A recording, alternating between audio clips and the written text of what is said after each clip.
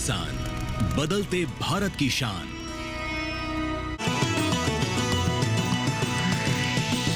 DD किसान, बदलते भारत की शान।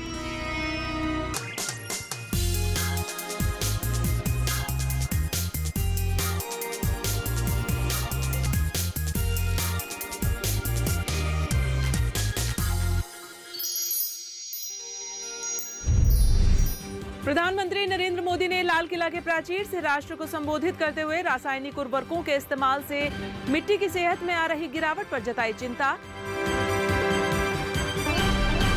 पीएम मोदी के कार्यक्रम मन की बात की तरह कृषि मंत्रालय किसानों के लिए सितंबर से शुरू करेगा कार्यक्रम किसानों की बात।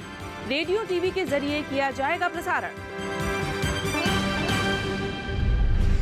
और मांग में तेजी के बीच भारत का जुलाई पाम ऑयल आयात 11 महीने के उच्चतम स्तर पर पहुंचा। आयात में 5% बढ़ोतरी से देश में खाद्य तेल की नहीं होगी किल्लत।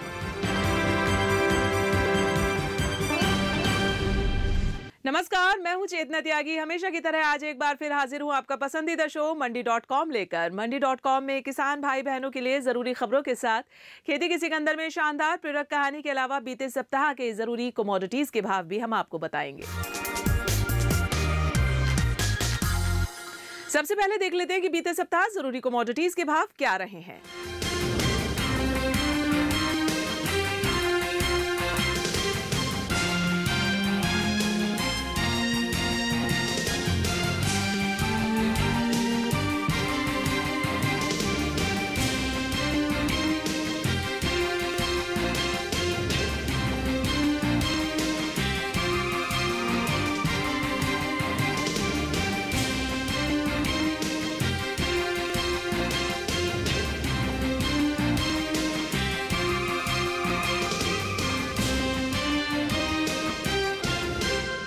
और अब एक नजर डाल लेते हैं बीते सप्ताह की खेती किसानी की बड़ी खबरों पर।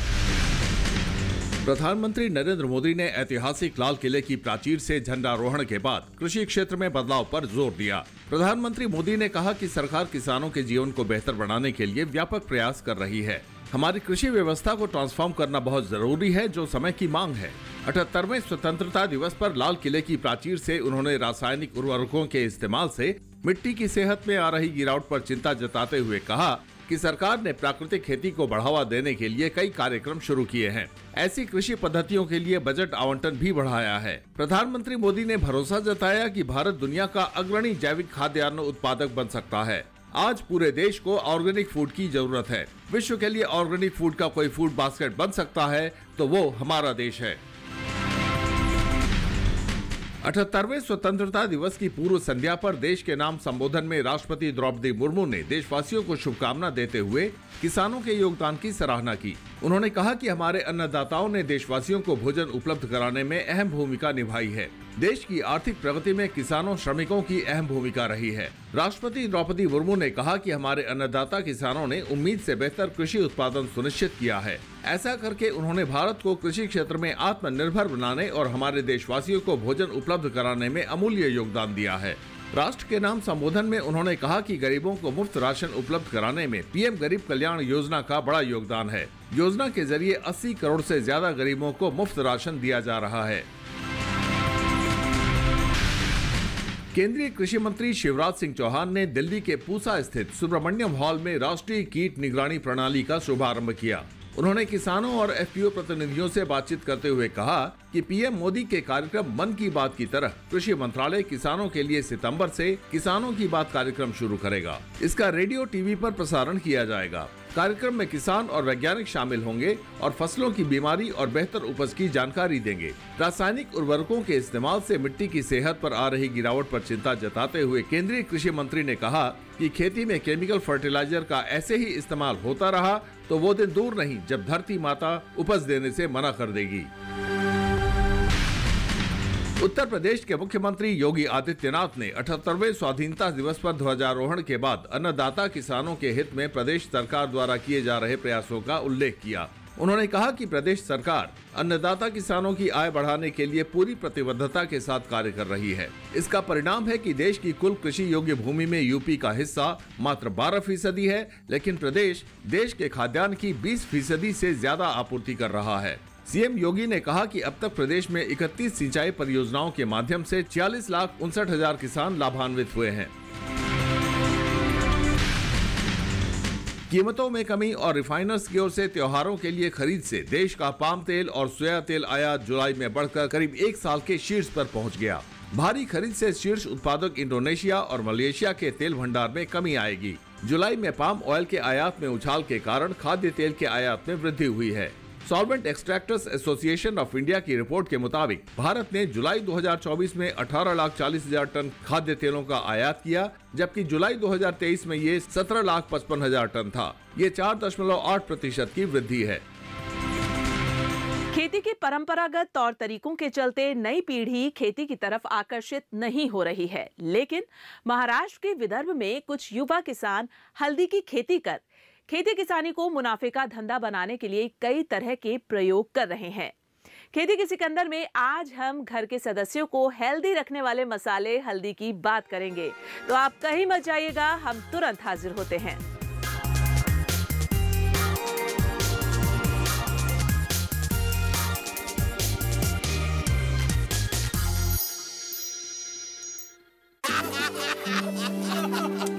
चुटकुला समझ नहीं आया? समझ तो ये नहीं आता कि खेत धान का या खरपतवार का। तो इसमें समझना क्या है दोस्त? ले आओ धान के खरपतवारों का स्पेशलिस्ट ग्रीन लेवल।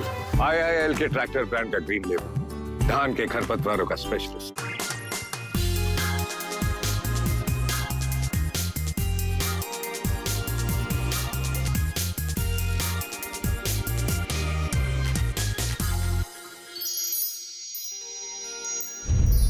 एक बार फिर से स्वागत है आप सभी का मंडी.com में। और अब वक्त हो गया हमारी खास पेशकश खेती के सिकंदर का। हल्दी का हमारे रसोई में एक प्रमुख स्थान है।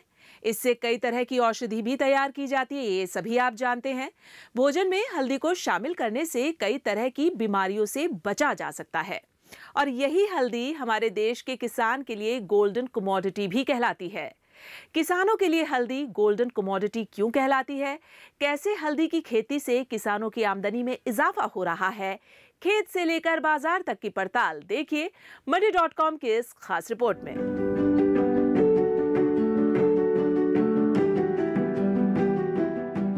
हल्दी भारतीय थाली का महत्वपूर्ण मसाला है। हल्दी का इस्तेमाल सिर्फ किचन या खाने के काम में नहीं, बल्कि आयुर्वेदिक दवा के रूप में भी किया जाता है। हल्दी हमारी संस्कृति से भी जुड़ी हुई है और शुभ कार्यों में इसका विशेष महत्व है। अगर हम कहें कि हल्दी धार्मिक महत्व के साथ साथ औषधीय गुणों वाला खाद्य है, तो गलत नहीं होगा। हल्दी के कई फायदे हैं। इसकी खेती में रासायनिक खादों का इस्तेमाल न किया जाए तो ये सेहत के लिए रामबाण है। हल्दी मानव शरीर में एंटीऑक्सीडेंट का काम करती है। इसमें ब्लड शुगर काबू में रखने के साथ बैड कोलेस्ट्रॉल कम करने की भी क्षमता है। यही वजह है कि गुणकारी हल्दी की दुनिया भर में मांग है।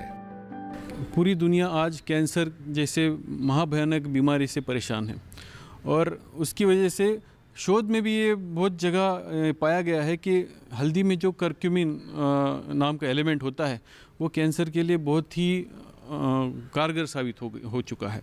तो इसकी वजह से पूरी दुनिया में अब हल्दी के नाम का डंका बज रहा है, और हल्दी ये प्योर सोना है, ये अब सबने मान लिया है। मसालों में हल्दी की खास जगह है। शायद यही वजह है कि देश भर में किसान हल्दी की खेती करते हैं। ये अच्छा मुनाफा देने वाली फसल है। इसमें रोग प्रतिरोधक क्षमता बढ़ाने के गुण हैं। आप भी हल्दी की खेती कर अच्छा मुनाफा कमा सकते हैं। हल्दी की खेती के साथ इसका बिजनेस करते हैं तो आप और फायदा उठा सकते हैं। लेकिन अक्सर खेती किसानी में किसानों के लिए बुनियादी ढांचे और दूसरी मूलभूत समस्याएं देखने को मिलती हैं। तेलंगाना की सीमा से सटा महाराष्ट्र का हिंगलो जिला भी इसका अपवाद नहीं है। लेकिन केंद्र सरकार के कृषि विज्ञान केंद्र और नेशनल कमोडिटिव एंड डेरिवेटिव एक्सचेंज से मिल रही मदद के बूते स्थानीय किसान चुनौतियों से मुकाबला करने के लिए लगातार सक्रिय हैं।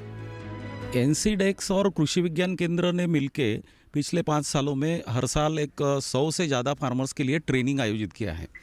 और उसके कारण क्या हुआ है कि 100 लोगों को पता चला है कि एनसीडेक्स का जो प्लेटफॉर्म है वो किस तरह से यूटिलाइज करना है, और जिसमें फ्यूचर मार्केट का भी जो प्रोविज़न है उसका भी उन्होंने ज्ञान हासिल किया है।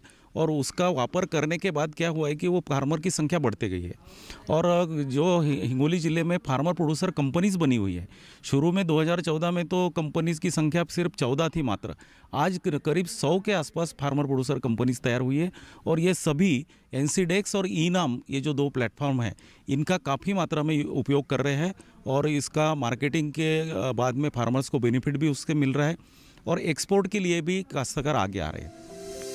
देश के कई राज्यों में हल्दी की खेती होती है, लेकिन कई बार किसानों को फसल की अच्छी कीमत नहीं मिल पाती। हल्दी किसानों की ऐसी और भी समस्याओं को दूर करने के लिए केंद्र सरकार ने हल्दी बोर्ड की स्थापना की है।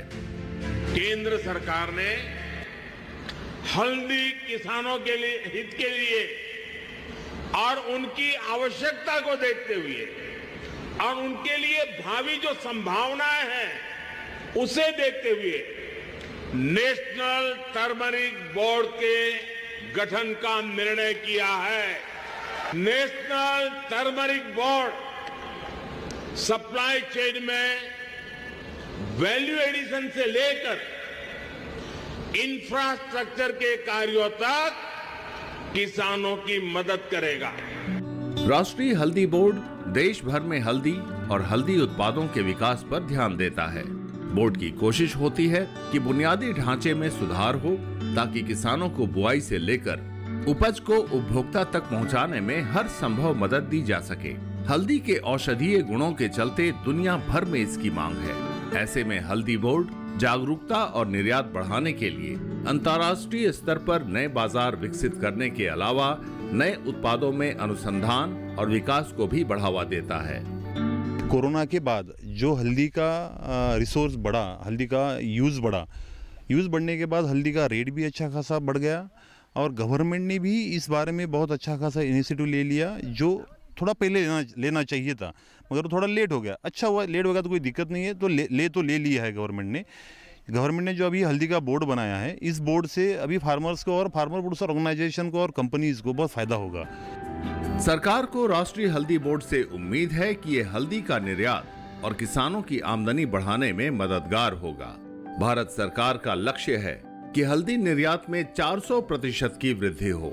सरकार ने 2030 तक हल्दी निर्यात 1,600 करोड़ रुपए से बढ़ाकर 6,400 करोड़ रुपए करना लक्ष्य रखा है, यानी निर्यात में 4 गुना इजाफा। अगर ऐसा होता है तो मांग बढ़ने से किसान ज्यादा रकबे में हल्दी की खेती करेंगे, जिससे किसानों की इनकम बढ़ेगी। एक ट्रेसेबिलिटी का यूज़ करके टेक्नोलॉजी, जो नई तकनीक आ रही है इस टेक्नोलॉजी में, उसका यूज़ करके हम एक हमारा प्रोड्यूस मार्केट में लाए और अच्छा प्रोड्यूस मार्केट में हम जब लाएंगे तब हमारे किसान को एक अच्छे खासे ग्राहक मिलेंगे और किसान की भी आय बढ़ेगी। यही हमारा पर्पस है, किसान की आय बढ़ाना और हमारा जो प्रोडक्ट है हमारे नाम से मार्केट में बेचना, सीधा कस्टमर तक हमारा नाम जा सके, जिसकी वजह से हमारी डिमांड कंटिन्यू आती रहेगी हमारे पास।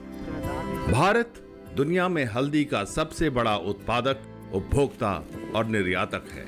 साल 2022-23 में भारत में 3,24,000 हेक्टेयर में हल्दी की खेती की गई और 11,61,000 टन उत्पादन हुआ। हल्दी के वैश्विक व्यापार में भारत की हिस्सेदारी 62% से ज्यादा है। भारत में हल्दी की 30 से अधिक किस्में उगाई जाती हैं। देश के 20 से ज्यादा राज्यों में इसकी खेती होती है। हल्दी के सबसे बड़े उत्पादक राज्य महाराष्ट्र, तेलंगाना, कर्नाटक और तमिलनाडु हैं। विश्व में हल्दी नगर के नाम से विख्यात इरोड, निजामाबाद, बसमत, सांगली और हिंगोली हल्दी के सबसे बड़े उत्पादक और सबसे महत्वपूर्ण व्यापारिक केंद्र हैं। हिंगोली जिला जो है एक्चुअली विदर्भ और मराठवाड़ा के बॉर्डर पर है। एक्चुअली ये एडमिनिस्ट्रेटिव इसमें मराठवाड़ा में आता है और यहाँ के काश्तकार जो है काफ़ी सालों से हल्दी की फसल लेते रहे हैं। हमारे 5 तहसील है तो 5 में से एक तहसील पूरा हल्दी के बारे में एक्सपर्ट फार्मर्स है वहाँ पे, और धीरे धीरे उनका देख देख के पूरे ज़िले में इसका प्रसार हुआ है। हल्दी की फसल लेने के 2 मुख्य कारण हैं। पहला एक कारण है कि हिंगोली ज़िले के आजू बाजू में जो जंगल है वहाँ से वाइल्ड एनिमल का जो प्रॉब्लम आता है, वाइल्ड बोर है, नीलगाय है, हिरन है, बंदर है, इन सभी से मुक्त ये फसल है। दूसरा, यहाँ जो बारिश होती है काफ़ी मात्रा में होती है, करीब 800 से 900 मिलीमीटर हर साल होती है, तो ये बारिश के पानी का मैक्सिमम यूटिलाइजेशन करने के लिए ये फसल बहुत उपयुक्त है। यहाँ की मिट्टी भी ज़्यादा डीप नहीं है, काली मिट्टी है, लेकिन ज़्यादा डीप नहीं होने से हल्दी की फसल के लिए उपयुक्त ऐसी मिट्टी भी है और जलवायु भी उसके लिए मतलब उपयुक्त है। इस कारण हल्दी की फसल काफ़ी अच्छी यहाँ पर आ रही है और भाव भी काफ़ी मिल रहे हैं। पहले किसानों को हल्दी बेचने के लिए स्थानीय साहूकारों पर निर्भर रहना पड़ता था, लेकिन अब परिस्थिति बदल गई है। जब किसानों को हल्दी के विभिन्न घटकों के बारे में पता चला, जैसे उत्पादन के सर्वश्रेष्ठ तरीकों, मार्केटिंग, गुणवत्ता, भाव में उतार चढ़ाव से बचाव और अंतर्राष्ट्रीय व्यापार के बारे में national commodity and derivatives exchange यानी NCDEX की भूमिका, तो हल्दी किसानों को उम्मीद की नई किरण दिखाई दी। पहले से हमारे यहाँ पे लोग करते थे हल्दी, लेकिन उसको एक प्लेटफॉर्म नहीं मिला था, तो हमको एक NCDEX के मार्फत जो नेशनली और इंटरनेशनली एक अच्छा प्लेटफॉर्म मिला है, जो हमारे हल्दी को अच्छा भाव देने के लिए एक कारागिर साबित हुआ है। हल्दी में जो जो पॉजिटिविटी है वो NCDEX ने पूरे दुनिया को बताया है और उसकी वजह से हमको बहुत सारे कंज्यूमर हमारे पास आ रहे हैं, डायरेक्टली डिमांड कर रहे हैं और उसकी वजह से अच्छा भाव मिल रहा है हमारे हल्दी को। हल्दी की खेती में रोग और कीट का प्रकोप, बारिश की कमी या अधिकता से उपज में गिरावट आती है। वहीं जब हल्दी की फसल कटाई के बाद मार्केट में आती है तो बाजार में किसानों को कम भाव मिलता है। किसान के पास इतनी गुंजाइश नहीं होती है कि वो फसल को कुछ समय स्टॉक कर सके। पैसों की कमी के चलते किसानों को अपनी उपज हर कीमत पर बेचनी पड़ती है। ऐसे में national commodity and derivative exchange हल्दी के किसानों के लिए कैसे मददगार साबित हो रहा है बताएंगे, लेकिन यहाँ रुकेंगे एक छोटे से ब्रेक के लिए, तो आप कहीं मत जाइएगा, हम तुरंत हाजिर होते हैं।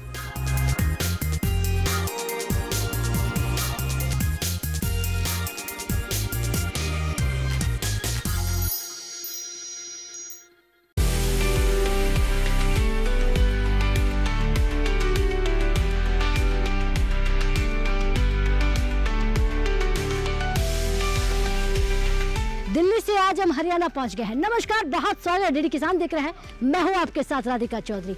आज बात करेंगे धान की सीधी बिजाई। बहुत फायदा है इसका, पानी की भी बचत है, पैसे की बचत है, खेती में फायदा तो हाँ अच्छा फायदा है इधर एरिया में। तो पहले से आपका गाँव कितना बदल गया?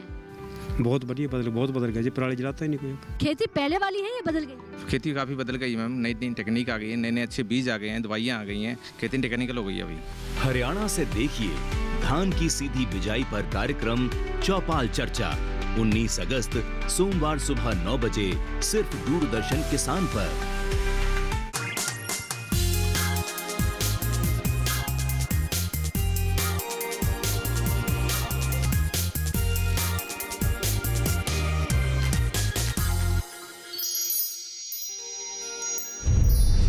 स्वागत है आप सभी का एक बार फिर से मंडी.com में। देश के कई राज्यों में किसान हल्दी की खेती करते हैं, लेकिन कई बार उन्हें उत्पादन का सही दाम नहीं मिल पाता है। ऐसे में हल्दी के उन किसानों के लिए national commodity and derivative exchange कैसे मददगार साबित हो रहा है, देखिए आगे की इस रिपोर्ट में। हल्दी के किसानों के लिए सबसे बड़ी समस्या भाव में उतार चढ़ाव है, लेकिन अब हल्दी के किसान को बुआई से पहले ही कुछ महीने बाद के बाजार भाव का अंदाजा मिल जाता है। उसके हिसाब से किसान प्लानिंग करते हैं। अब दूर दराज के गांव में रहने वाले किसानों को भी पता चल गया है कि वायदा से मूल्य जोखिम कम होता है। वायदा बाजार होने से किसानों को कई लाभ मिलते हैं। उन्हें आगे के भाव देखकर ये अंदाजा मिल जाता है कि हल्दी की बुआई फायदेमंद है या नहीं। दूसरी ओर मूल्यों के उतार चढ़ाव से बचने के लिए किसान हेजिंग भी कर सकते हैं। जब NCDEX नहीं था तब ये बिचौलिया और अड़तिया थे, इनका मोनोपोली था पूरा। कुछ समझ में नहीं आता था फार्मर्स को, तब तो फार्मर प्रोड्यूसर कंपनी भी नहीं थी। जब NCDEX आया तो ये तो समझ में आ गया कम से कम एकदम लास्ट एंड के बंदे को कि आज फ्यूचर रेट क्या है, जो NCDEX ने हमें दिखा के रखा था। हम 3 महीने का फ्यूचर रेट लेके भी काम कर सकते हैं। आज अगर कोई हल्दी हम लगाते हैं तो हमें पता है कि अगले 3 महीने और 6 महीने में हल्दी का ये रेट कांस्टेंट रहेगा, तो हमें हल्दी के अंदर कितना इन्वेस्टमेंट भी करना है और कहाँ तक जाना है इसको लेके, ये भी फायदा होगा। देश के कई राज्यों में किसान हल्दी की खेती के लिए जी तोड़ मेहनत करते हैं, लेकिन अक्सर देखा जाता है कि उन्हें उपज का सही दाम नहीं मिल पाता। हल्दी को लेकर पहले किसान उतने जागरूक नहीं थे जितने अब हैं। अब किसान न सिर्फ अपने माल की गुणवत्ता बढ़ाकर नेशनल और इंटरनेशनल प्लेटफॉर्म की खरीद में शामिल हो रहे हैं, बल्कि कई मौकों पर उन्हें स्थानीय और अंतर्राज्यीय बाजार से बेहतर भाव भी मिलने लगे हैं। 2016-17 से ही एनसीडीएक्स से हम जुड़े, लेकिन एक दिल में डर था हमें कि भाई डिलीवरी अगर हमें रिजेक्ट होगी, कुछ नुकसान होगा, तो इसके वजह से हम रुके थे। लेकिन फिर हमने 17-18 में हमने एनसीडीएक्स के साथ हमने काम करने का तय किया और पहली डिलीवरी हमारी सेलेक्ट हो गई। बाद में हमारी और भी डिलीवरी पास हो गई और कुछ डिलीवरी हमारी रिजेक्ट भी हुई, लेकिन जिसके वजह से रिजेक्ट हुई वो वजह हमें पता चली, तो हमने ढूंढा कि भाई हम कहाँ कम हो रहे, तो वहाँ पे हमने फोकस किया है। और आज एनसीडीएक्स प्लेटफॉर्म में हम हेजिंग का भी यूज़ करते हैं और एनसीडीएक्स के साथ आज भी हमारा काम चालू है। डिलीवरी अगर कम ज़्यादा हुई तो भी हम मार्जिन मनी डाल के वहाँ पे हम हमारी जो लॉस होने वाली होती है उसके लिए हम थोड़ा सा सेफ्टी निकलने के लिए हम सपोर्ट मिलता है। हल्दी के उत्पादन और निर्यात को बढ़ावा देने के लिए 30 अगस्त को मुंबई में national commodity and derivative exchange की ओर से विशाल सम्मेलन का आयोजन किया जा रहा है। सम्मेलन में गोल्डन कमोडिटी कहलाने वाली औषधीय गुणों से समृद्ध हल्दी की खेती की चुनौतियों पर चर्चा की जाएगी, जिसमें हल्दी इंडस्ट्री से जुड़े कारोबारी बड़ी संख्या में हिस्सा लेंगे। एनसीडीएक्स पहले से हल्दी खेती के तरीके, उपज की गुणवत्ता बढ़ाने, मूल्य जोखिम संभालने, वैल्यू चेन विकसित करने जैसे मसलों पर किसानों के बीच जाकर जागरूकता बढ़ाने की कोशिश कर रहा है। हमारे यहाँ 3 पीढ़ियों से हल्दी ली जाती है और उसके लिए जो फ्यूचर मार्केट के बारे में एनसीडीएक्स ऐसा कोई आगे का फ्यूचर नहीं बताता है, कब किसानों को अच्छा फ़ायदा मिलेगा, बिचौलियों को छोड़ के डायरेक्ट हम वहाँ पे जुड़ सकते हैं। और इसी कारण से मैं बहुत उत्साहित हूँ आनंदित भी हूँ ये सम्मेलन के एनसीडीएक्स के बारे में। और ये मुंबई में जो हो रहा है वो जो किसान और अदर कंट्री हो या इंडिया के अदर पूरा भारत भर जो इसको ये मिलेगा, प्रतिभा मिलेगा हमारे टर्मरिक को, उसके लिए ये बहुत अच्छा रहेगा। आधुनिक दौर में खेती भी सुपर एडवांस होती जा रही है। किसान अब मशीनों और नई तकनीकों के जरिए फसल उत्पादन कर रहे हैं। जोखिम कम करके किसानों की आय बढ़ाने के लिए वैज्ञानिक भी नई तरकीब सुझा रहे हैं। कृषि वैज्ञानिक से लेकर बाजार विशेषज्ञ भी मानते हैं कि घरेलू और अंतर्राष्ट्रीय बाजार में हल्दी किसानों के लिए अनेक संभावनाएं खुल सकती हैं, बशर्ते किसानों को उत्पादन के बेहतर तरीकों और उससे जुड़ी मार्केटिंग के बारे में प्रशिक्षित किया जाए।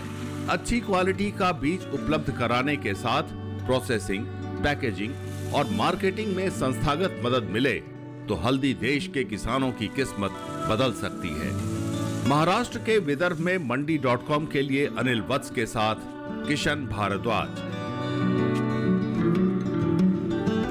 मंडी.com में आज बस इतना ही। अगले सप्ताह में फिर आऊंगी किसानों को प्रेरणा देने वाली सफलता की एक कहानी और दूसरी जरूरी खबरें लेकर। तब तक के लिए नमस्कार और आप देखते रहिए दूरदर्शन किसान।